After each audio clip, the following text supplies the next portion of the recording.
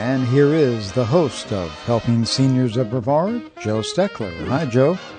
Hi, John. Thank you very much. And I make a very pleasant outgoing to all you who are listening on the WEJF 90.3 FM today and to our radio show. My voice is a little hoarse. I feel fine, but I just got a frog in there someplace that doesn't want to clear up. So if I sound different, you just have to put up with it today. I'll do the best I can. But here in the studio today, I've got Kerry Fink, who is our media director, Tom Best from Best Financial Solutions, Jennifer Helin from Seniors Helping Seniors, and myself. And when you put all of us together, you cover a lot of experience in radio, television, military, helping people, and financial planning, actually, because I think several of us understand the need to do these things. And so I wanted to take a little different approach in how we start the show today. I do want to thank all my sponsors for the show. I counted today, we've got something like 29 sponsors, and that's saying a lot for our community, because more and more businesses are stepping up and saying, I understand the need to help you because you're a nonprofit organization. You don't take any money away from this. You put all the money back into doing what you have to do, paying rent, paying for some services, paying for some things to do to help people. And that's the whole purpose of the end game, is to help people and to make sure people get the right information. And I was talking yesterday to a group of people, and we had a meeting on the new travel club we're doing for seniors, helping seniors. And there's so many things that we assume that people know about and they just don't know about. And that makes our little organization so important. And we're not big, we're small. But I assure you that what we're doing is very, very big in importance to this community. And I'll ask Kerry to comment on that first, just because we're sharing a couple of mics here. But I want Kerry to talk about that for a minute, and then I want Tom Best to explain what Best Financial Solution does, and then when Jennifer comes on with some thoughts about how some of her clients could have been better prepared for what's happening to them now had they availed themselves of services like Tom is talking about. And today, some of these things are very costly. And the cost of all of it's going to go up. And heavens to Betsy, if we get any certain people elected as the president of our country, I don't know where we're going to pay for anything. So, but I don't think that'll happen. I hope Americans have better sense than to go off on a tangent like that. Kerry?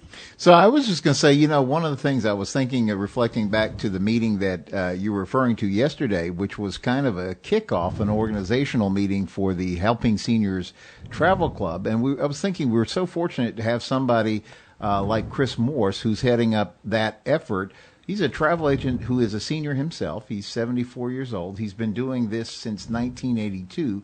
So he has real expertise in this. And I was thinking, Joe, this has really been the value of helping seniors, has been the ability to partner with experts who really are tops in their field. I mean, I think about somebody like Bill Johnson, with the board certified elder law attorney, who's been with the organization. Well, he goes back before the organization. He goes back before. He goes back all the way for almost 20 years being on the air with me. So if you think about, an attorney who has an hourly rate, and for him to devote the time and energy and resources to every month coming on the radio, doing radio shows and television shows, and people get all that kind of information to help them along the way, or people like Dr. Lee Sheldon, who's, a top periodontist. He works with practices all over the country, but he takes the time to come on the radio show and support the work of helping seniors. And then like today, when we're here in the studio and we have, I would say Jennifer has got to be probably the county's most a recognized expert on getting people started on getting help at home for the things that they might need. And Tom, who retired Air Force, has a whole career of being a top financial officer. He was director of compliance, if I'm not saying this wrong, for many years with G.A. Reppel and Company. And Dr. Dave Weldon, our former congressman, asked him to serve on his staff and help in this area. And so Tom has he's taken his retirement. We were just joking. He just had his 65th birthday, Saturday? Saturday, yeah. So he had his 65th birthday Saturday, and he's telling me, he said, Kerry, what I want to do now, he says, I'm at a place where I want to be sure I'm helping people, and that's why I've created Sure Long-Term Care Solutions, because we were having a discussion before the show about how impossible it can be to get traditional long-term care insurance, and yet it's a need everybody's going to have along the way. So I just think, when I think about what Helping Seniors is able to do about getting top quality people who are tops in their field to come in and share their expertise, Barb McIntyre is another one with reverse mortgage lending. We get calls from people in California asking for her expertise and things like that. Yeah, I got to correct you on what you said yesterday at the Travel Club show. Kerry was talking about Barbara and a call she got. What really happened was that Barbara got the call, and the guy says, "I'm watching you." And she's in her house here in Brevard County, and this guy's call, and she hears this voice say, "I'm watching you." And she said, well, how in the heck? It turns out the guy was watching her on the TV show that was streaming on our website. And he said she had some of the best information on reverse mortgages that he had ever heard. And he wanted her to work with him from Brevard County all the way out to California. So I thought the thing was when he says, "I'm watching you." That's big. Anyway, okay. Tom, go ahead and talk about it a minute. You talk about what you do and how you got started and why you sort of switched a little bit over the last year or so to doing what you're doing now in your solutions, financial solutions. Okay, well, Best Financial Solutions was officially founded in 2014, but I first got into the industry in 1992. I'd been on active duty with the United States Air Force for 14 years. I made a decision to take a buyout, and I went back into civilian life. But a few years later, I got back into uniform as an actively drilling reservist and eventually retired from the Air Force Reserve in 2006.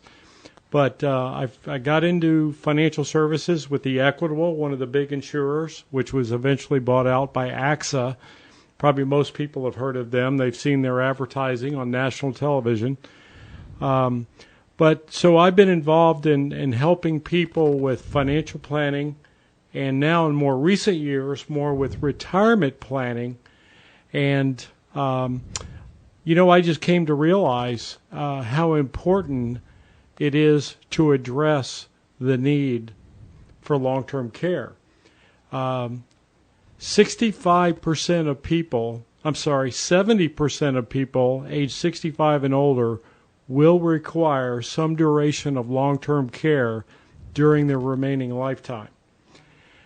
So there's a lot of implications associated with that, not only in terms of where, how that care is received and by who provides it, but it's how to pay for it. And sadly, most people are completely unprepared to pay for the need or the cost of long-term care. And so that's why I decided about a year and a half ago to turn my focus more in that direction. So I still do comprehensive financial and retirement planning, but the long-term care component is critical to addressing and meeting the needs that people have not to outlive their money during their retirement years. Well, how are some of the ways you can do that today? I know I'm talking. There's another whole show itself, but just sort of an overview of the difference between financial planning and retirement planning, or how they work together. Yeah, well, financial planning is typically associated with the accumulation phase, where people are saving and investing assets over time, whether it be in their 401ks or their self-directed IRAs or Roth IRAs, could be in the form of accumulations of money and life insurance or annuity products, investments in mutual funds, the gamut of things. But this has been overlooked quite a bit in the past, but it's beginning to become more addressed more directly, and it has to do with retirement planning, because accumulation is important, obviously. Right. But distribution, that is, once we begin to rely on the assets we've accumulated, what is the best way to distribute those assets, and so that they're the most tax efficient, and they're also addressing some of the most common risk associated with those years spent in retirement.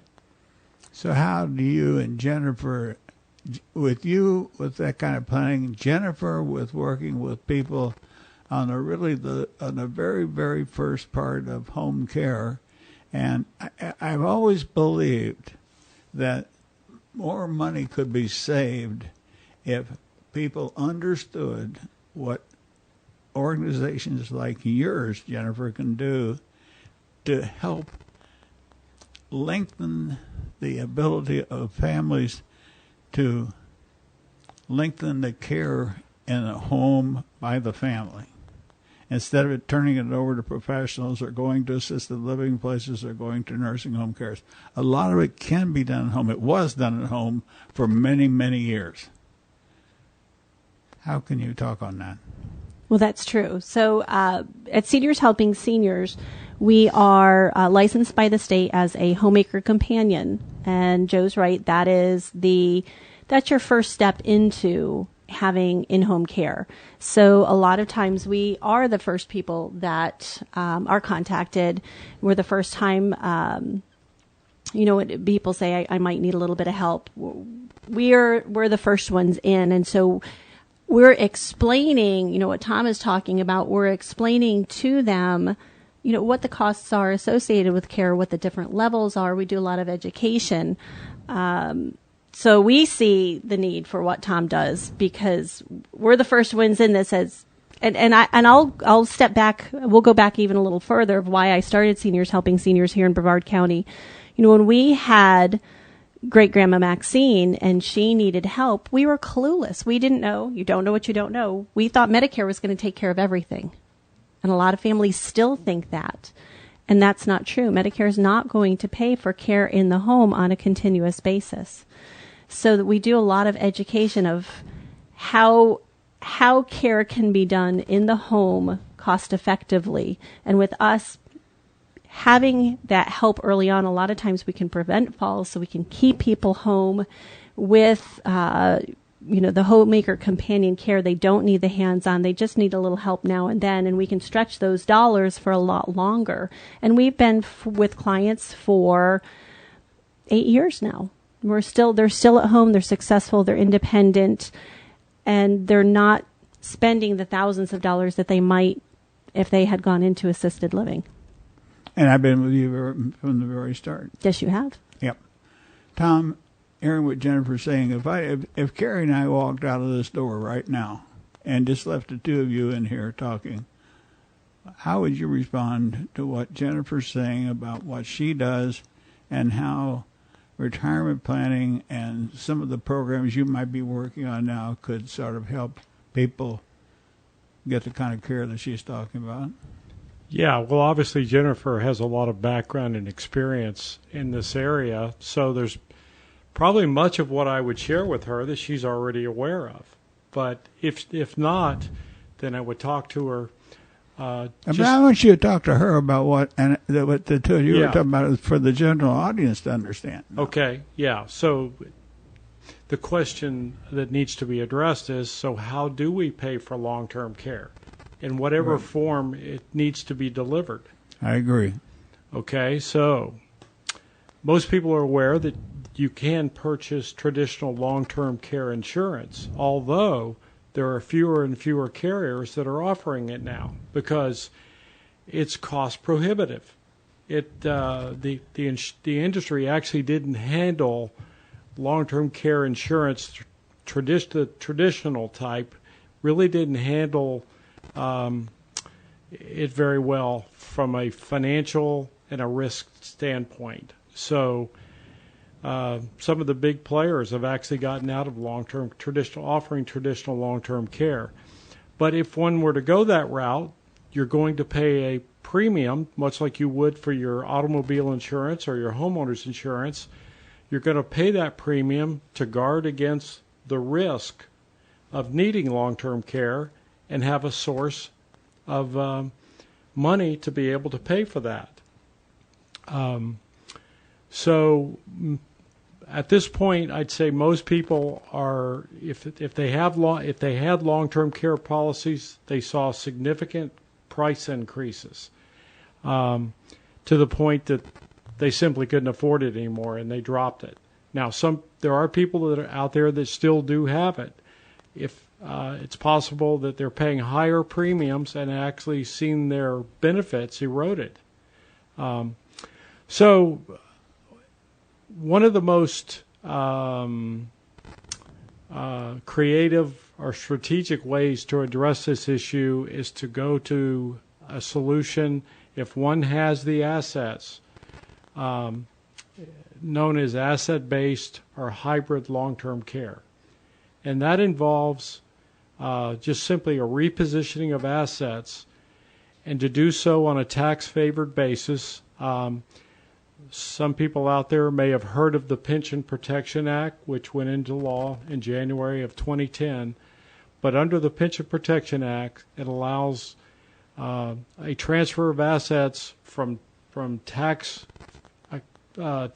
accounts on a non-taxable basis.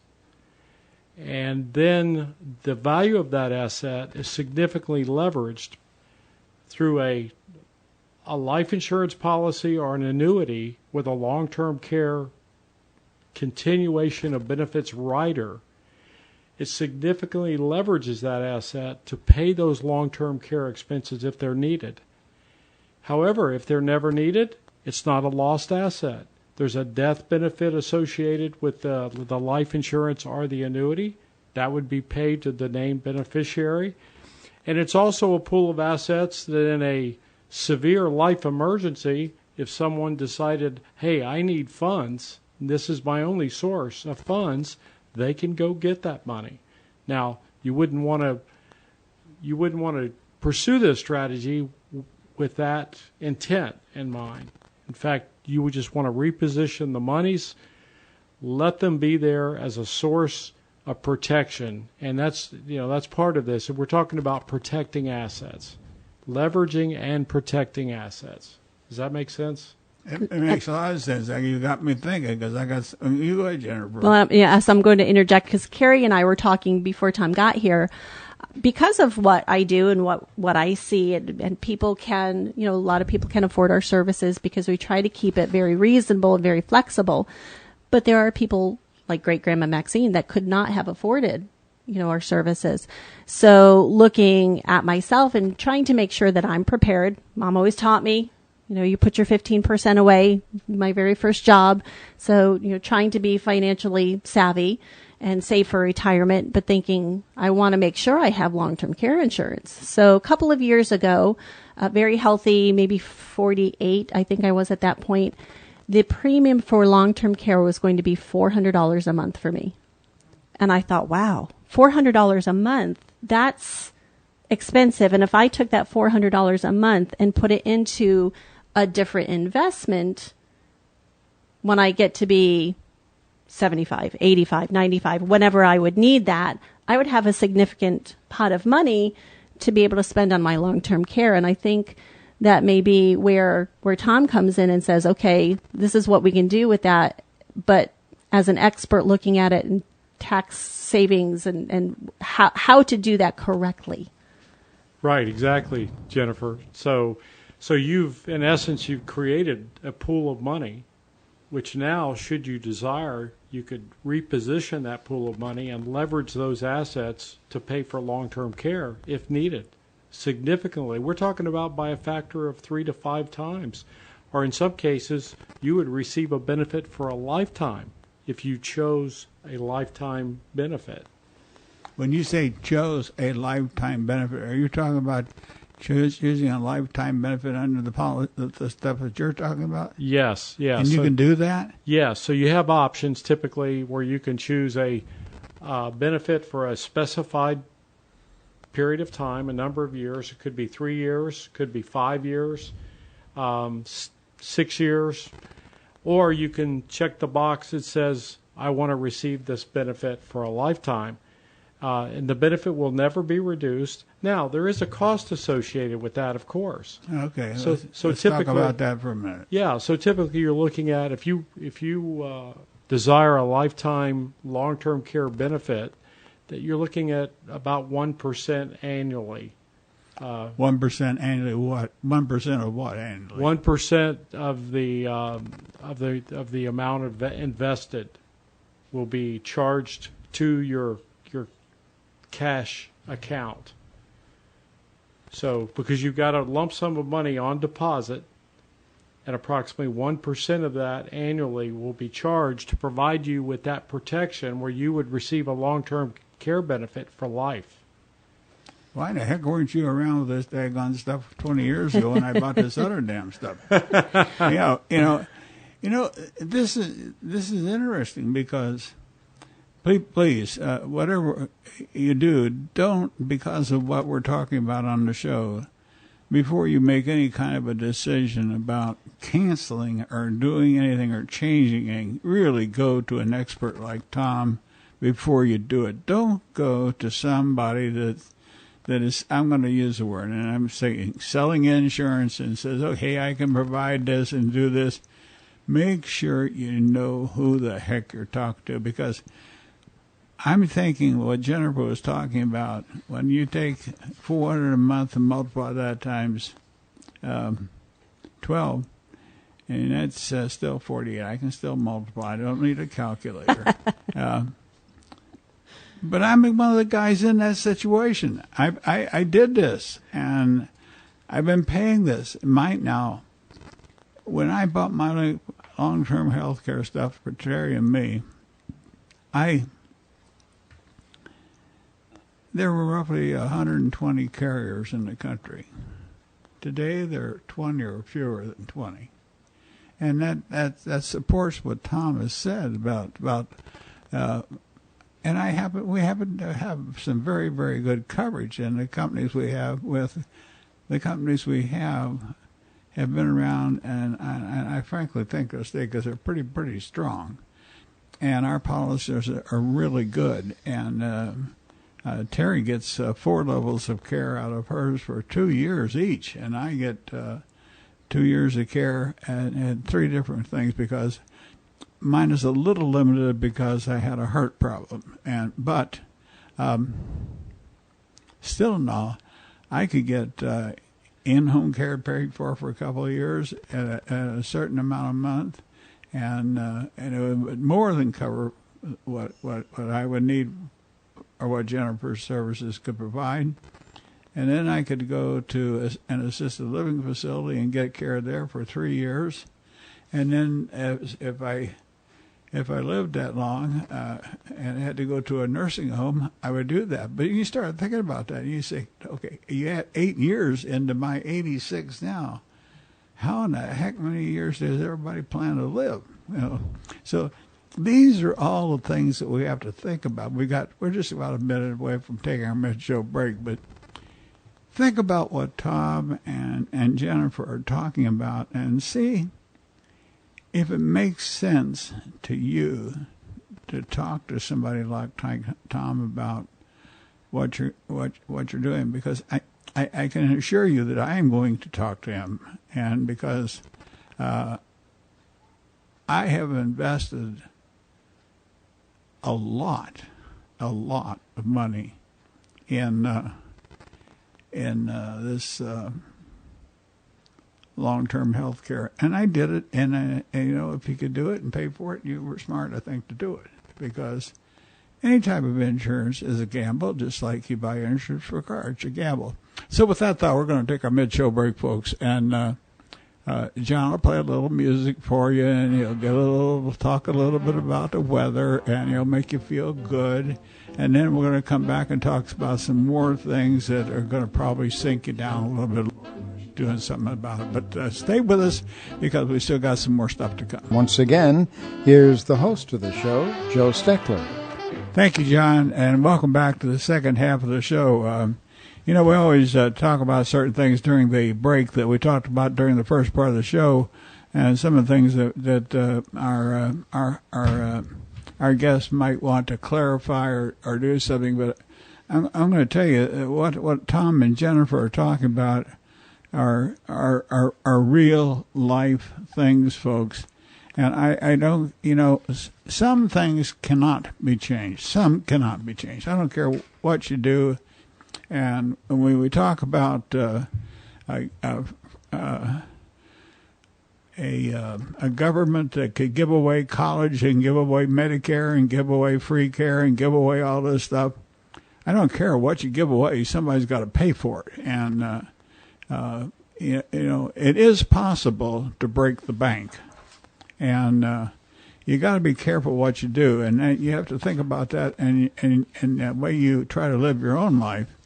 And as hard as we try to plan, we see things change over which we have no control. And that's happened to me and some of the planning that I've done. I've never been a risk taker, but I try to make sure that what I did was solidly enforced or backed by the ability of the stock market to not let my investments fall apart. And there are ways to do that, and you have to have a good broker, and you have to know what you're doing, because as much as an individual might think they know about the market and planning, you got to be darn careful what you do. And I'm sure that Tom can enforce exactly what I'm talking about.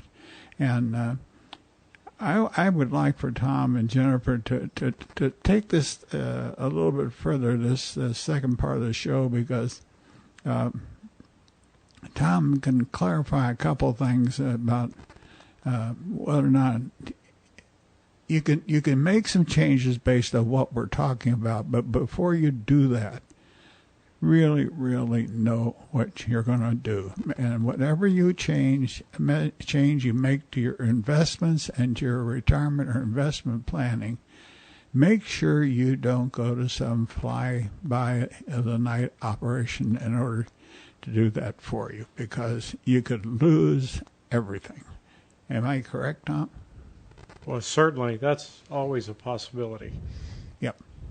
So talk a little bit more about, or I asked you to explain a couple of things. You talked about an act that been passed, and there's just so much more. I know Jennifer had a couple more things that she wanted to talk about. So you two keep talking, but you talk about the protections that might be in place and how we can do a better job. We're talking about the insurance, and we're talking about the annuity solution. Yes. Yeah. Okay. Yeah.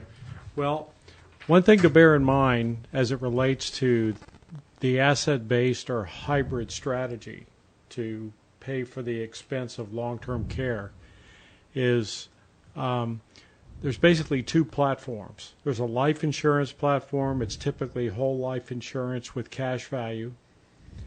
And it would have a long-term care rider, or oftentimes referred to as a continuation of benefits rider, and we're talking with the continuations of benefits specifically related to long-term care.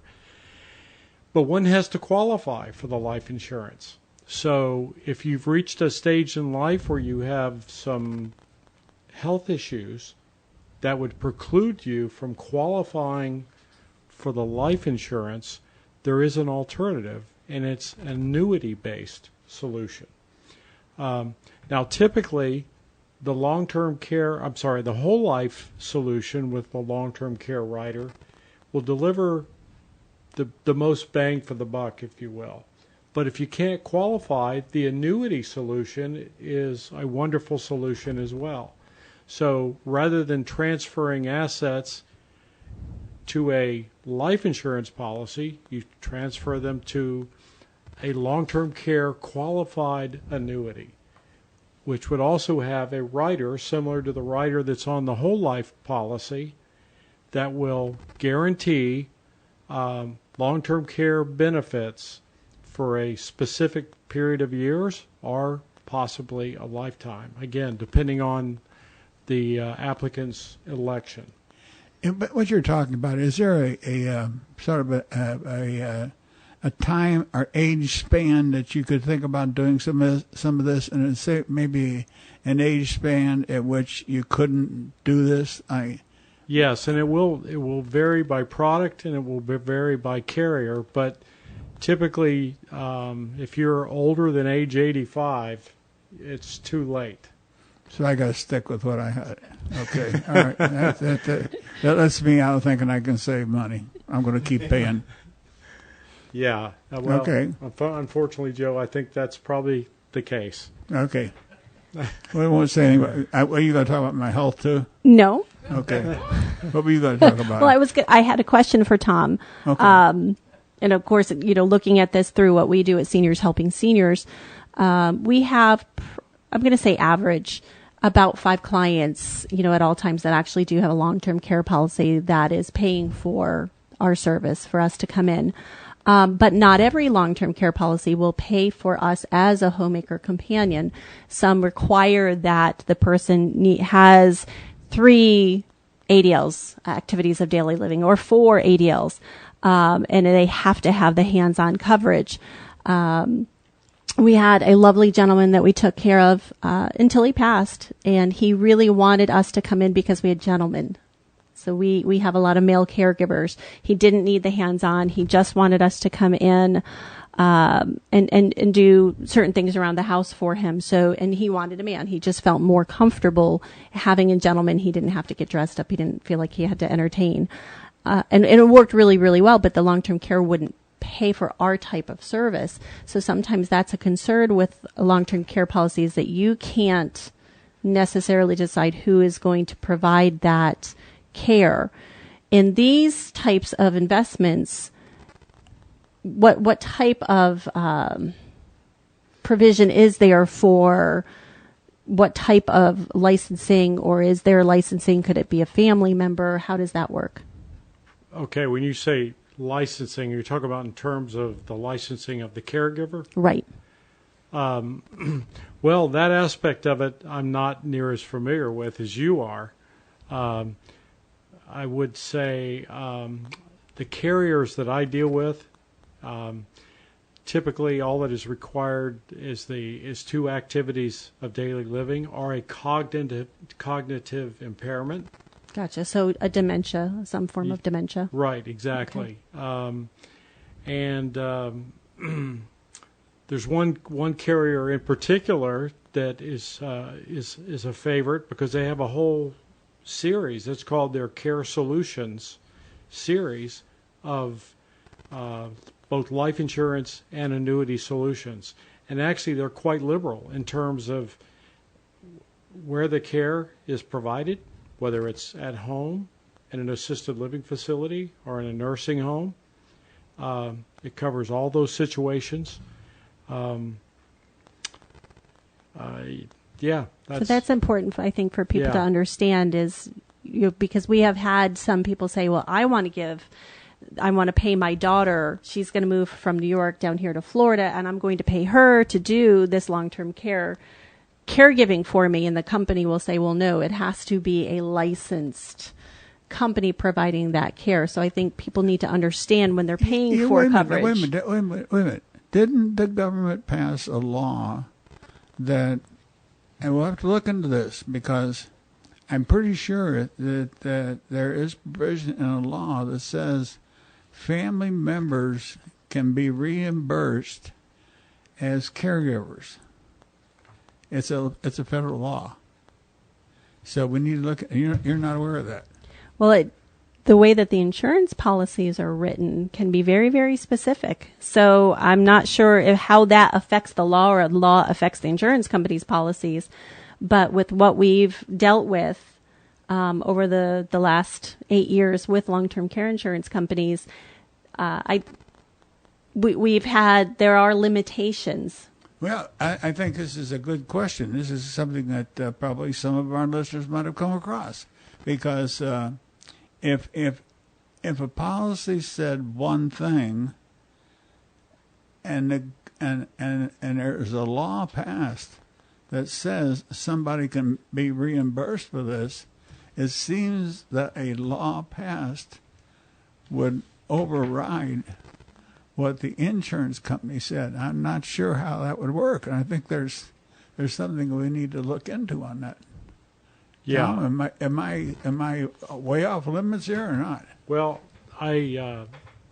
what Jennifer said, it resonates with me completely, because I understand. I've looked at other long-term care policies that people currently own, and I've seen the type of restriction that she's referring to. Right. Okay. And this really underscores the importance of, when you're considering making this type of investment to address the long-term care need and the expense of long-term care, it's important to know what you're getting. Some policies will only pay for expenses on a reimbursable basis, meaning you've got to keep up with the receipts and all of that, and those have to be submitted, and then the company will pay directly to the provider. And then in some cases, you have the option of it being like an indemnity payment, where the cash payment actually comes back to you personally. Yeah, it was in 1972, and it was 1982. I was a professor of naval science at Auburn University, and there was a retired colonel, Marine Corps colonel, that he had a long-term care policy for his wife, and she was bedridden, and the bill got up to something like $100,000, and the insurance company refused to pay for it. And the reason they refused to pay for it was because there were no nursing notes kept. Nursing notes. And this meant that the nurse that came out of skilled nursing care had to do something and document all the care she had done. And she didn't do it the right way, so they disallowed $100,000. Well, we got our congressman involved in it, and this guy was an old Alabama guy. He had lost a leg in World War II, and that guy was when it came to fighting for people, he was hell on wheels, and he got that money for that Marine Corps colonel. Good for him. But it took a congressman to get involved in fighting for something that was right, and the man did everything that was humanely possible to meet what was said, but they tried to pull something. The insurance company tried to pull something like that, and well, that's why it's important that you go with a provider, a carrier that has a A+ rating and has the assets to be able to meet their obligations, but also has a reputation for doing the right thing. That's right, and I think I've been with Mutual of Omaha for years, and another company called Kanawha, and they're both highly rated. They've been around for a long time, but there are carriers out there that don't have a great reputation. And I'm sure we won't name names, but I'm sure Tom knows some of them, and we've dealt with some where they will actually pay us directly. We'll submit all of the invoices and all of those care notes to document everything, and we really have to fight to get them paid. And we do that on the behalf of our clients, but it's a constant battle. So you do have to really kind of get that reputation. Talk to someone who is in the know. What is the reputation of the company before you buy any kind of a decision? I think it involves long-term care. You better talk to somebody that really, really knows what they're talking about. We kept Kerry pretty quiet over there. Kerry, I gave you. We still got a few minutes to let you talk for a minute, but. Well, I was just, while you guys were having this conversation, I was doing a little bit of online research about the caregiver support, and I just want to read a couple of things. This is off of the USA.gov website talking about disability caregivers, and it says, and I think this kind of probably, it doesn't add clarity, but at least answers the question. Long-term care insurance allows family members to be paid as caregivers, but some policies won't pay family members who live with the person they're caring for. So it says you have to contact your family member's insurance agent for more information. And so that kind of goes back to what you guys were saying. The second thing is that apparently if you're either covered through a veterans kind of program or if you're on Medicaid, then there are some options. But it doesn't sound like automatically outside of that the federal law applies. So that's just a quick reading on that. But I agree, we should try to study that a little bit more because it's valuable information because so many people are concerned with that question. The question is, can I get paid to be a caregiver for a family member? Because they talk about how many people end up putting their careers on hold or things like that because they're required in the home to try to help somebody who's in the family. So it's important questions all the way around. So I wanted to bring that up. And then, of course, whenever the mic comes back over to me, I'm always busy talking about the next things that's on the Helping Seniors plate. So let me just give a couple of promotional moments. Tomorrow at our office, the Senior Resource Center of Brevard, which is co-located at Zon Beachside. It's that facility that's right over there. We call it the Lighthouse. We meet in the ground floor of that lighthouse-looking building. It's called the Nautilus Ballroom. And tomorrow morning at 10 a.m. is the next in our series, and it's called Protecting Your Family Nest Egg and Making Your Money Last Through Retirement. So it's a perfect addendum to everything that you guys have been talking about today on the radio. So it's free to attend. You should give Kim in our office a call and RSVP so that they know you're coming. So I'm going to give you that phone number. So grab a pencil and you can call the Senior Information Helpline at 321-473-7770. 321-473-7770.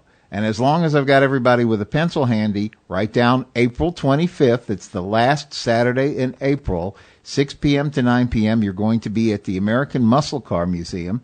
Why? That is when somebody is going to win the Helping Seniors car raffle and get to choose one of 4 cars. These are beautiful cars. Everybody here, I think, has seen these.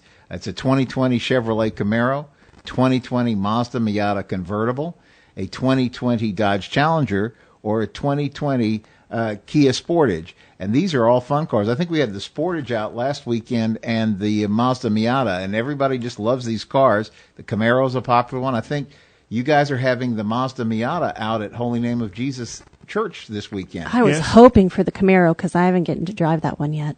Okay, we're going to actually have the Camaro and the Miata. And, you know, we were over at Wellspring Trinity Methodist Church a couple of weeks ago selling tickets, and they had the Mazda there, and I thought, yeah, it was disgusting. I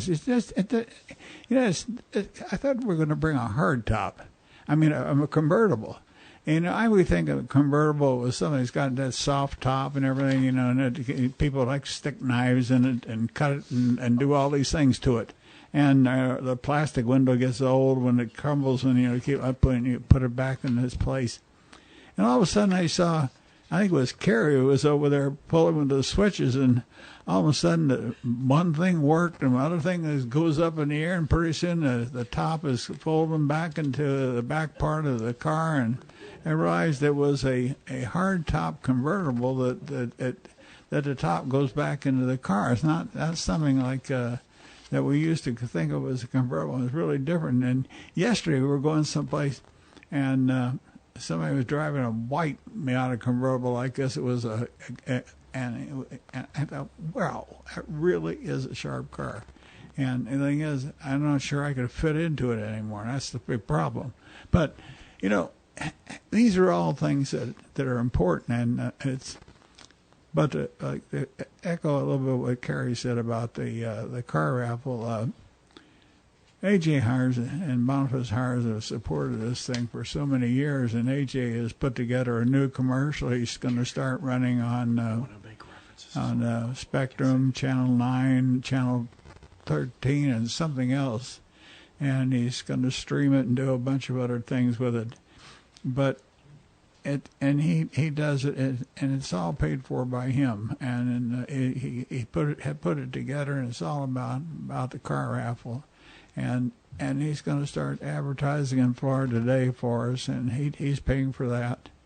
So there are a lot of organizations, a lot of businesses that help us be able to do what we do and have these radio shows and get Jennifer and Tom here to help you to understand what's going on. But that's enough of that. But you can call the office and buy tickets at 473-7770, and we'll never stop you from buying tickets.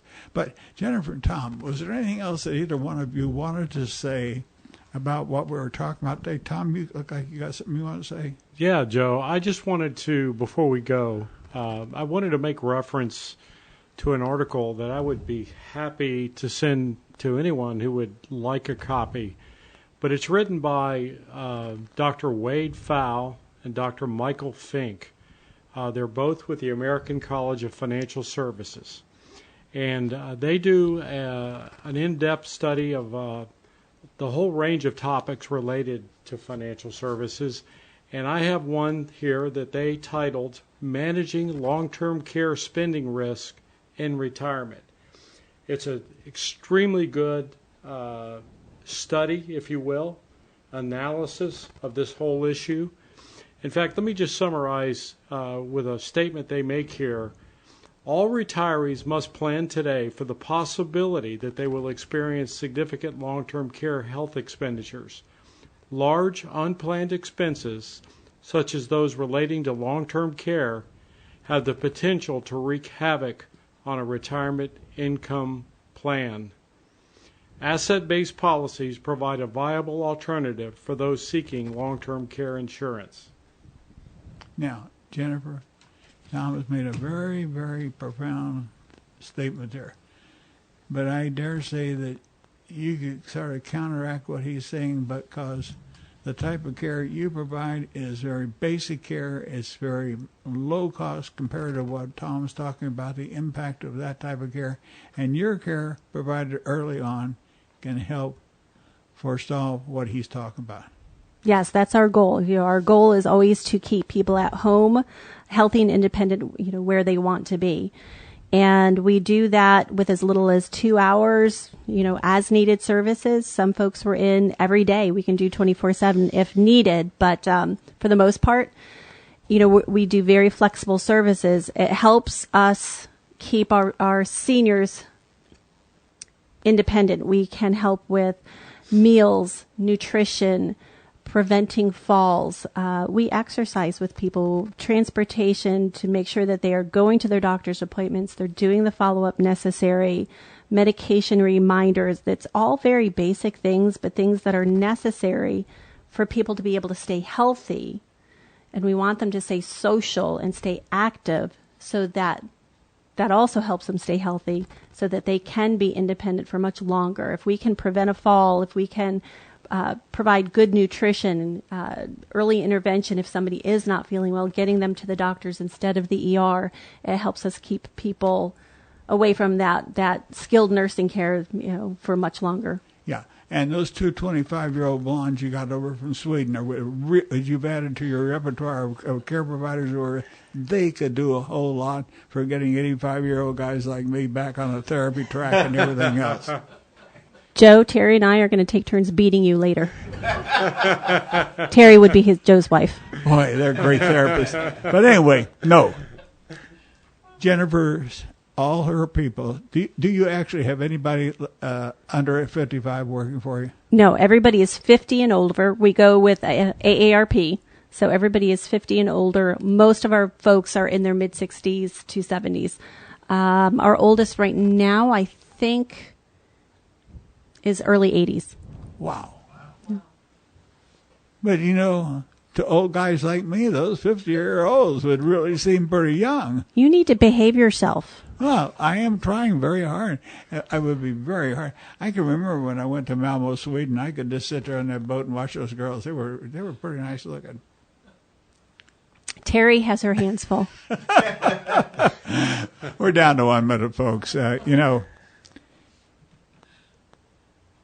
you can live your life and you can worry yourself to death, or you can live your life and enjoy your life and have some light moments in it. And as much as we kid Jennifer and Terry and we kid each other on the show, I think we all know that the purpose of the show is to help people do a better job of planning how they can do a better job for their retirement and how they can live more enjoyable as they grow older. And that's the purpose. And the Advocacy Council we're starting over at Helping Seniors is something you want to think about. Read my articles in Hometown News. You can go on the website and read them. And the first meeting is on the 3rd of March, and you can find out about that by calling our office. And with that thought, I'm going to wind the show down and thank John for manning the board and for Jim for sitting there and looking glum. And we'll be with you next week. Thank you all. Bye-bye.